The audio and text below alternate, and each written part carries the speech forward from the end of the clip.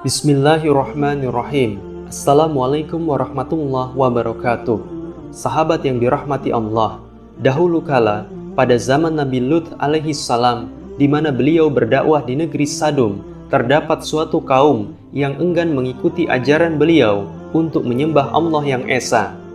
Mereka justru mengolok-olok Nabi Lut alaihi salam dan berkeinginan untuk mengusir beliau dari negeri tersebut. Kaum Sadum merupakan suatu kaum yang melakukan banyak perbuatan tercela. Salah satu perbuatan yang paling menjijikkan adalah aktivitas syahwat mereka yang tidak dilampiaskan kepada istri-istri mereka, namun justru kepada sesama jenis. Mereka lebih menyukai perilaku homoseksual, lebih menyukai ketampanan daripada kecantikan, dan meskipun sudah diperingatkan akan azab Allah yang pedih, namun mereka justru semakin membabi buta untuk menyalurkan hasrat menyimpang tersebut. Sahabat yang dirahmati Allah, ketika kaum Nabi Lut sudah benar-benar enggan beriman kepada Allah Subhanahu wa Ta'ala, maka pada suatu malam Allah mengutus 3 orang malaikat untuk memberikan bala bencana kepada kaum Sadum tersebut.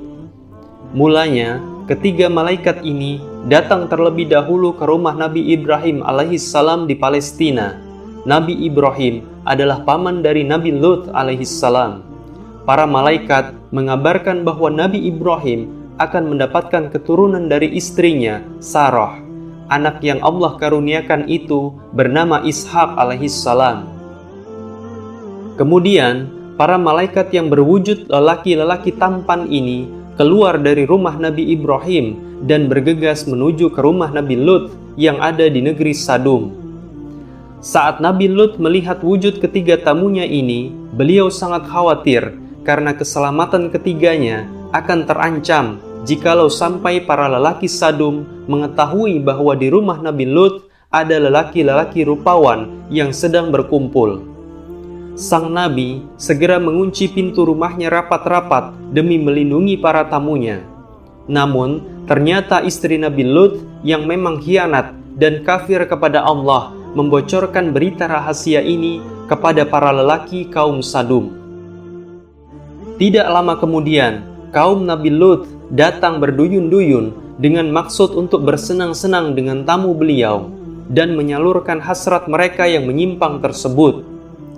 Mereka tidak kuasa untuk menahan diri sehingga terus berkumpul dan berdesak-desakan di depan pintu rumah beliau serta memanggil nama Nabi Lut dengan suara keras. Semakin lama, mereka semakin marah dan terus meminta Nabi Lut alaihissalam untuk mengeluarkan ketiga tamunya tersebut.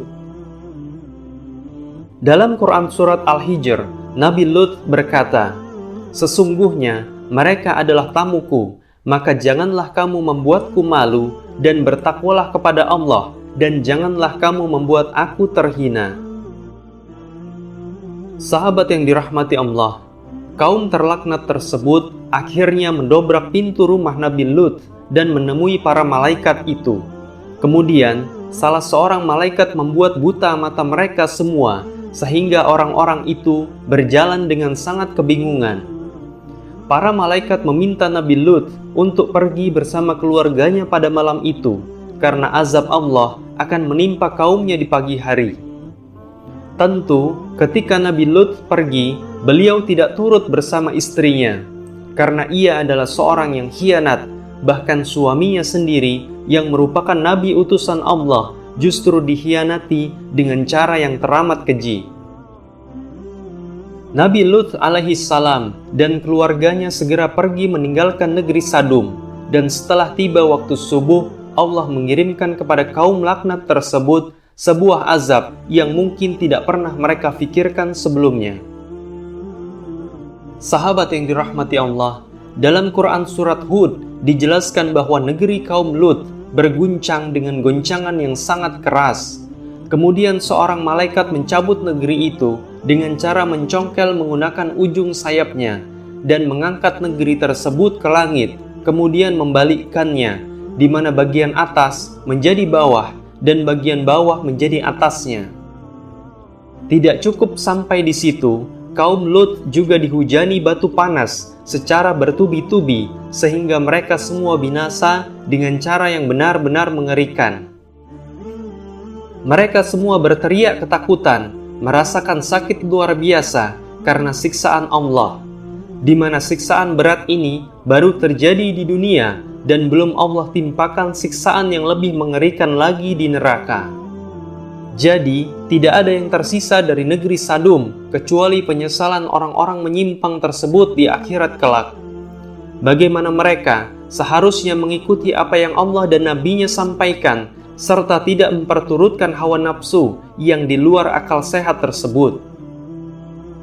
Sahabat yang dirahmati Allah, kisah kaum Lut seharusnya menjadi cerminan bagi kita bahwa kaum yang disebut saat ini dengan sebutan LGBT bukanlah kaum yang harus diberikan panggung dan diberikan tempat untuk bersuara, seperti apa yang sudah terjadi belakangan ini. Saat ini, seorang yang berkepribadian menyimpang justru kesannya diidolakan, kehidupan sehari-harinya diabadikan dalam media sosial, dan seolah-olah diberikan kepercayaan diri untuk bisa mengekspresikan diri mereka di hadapan masyarakat.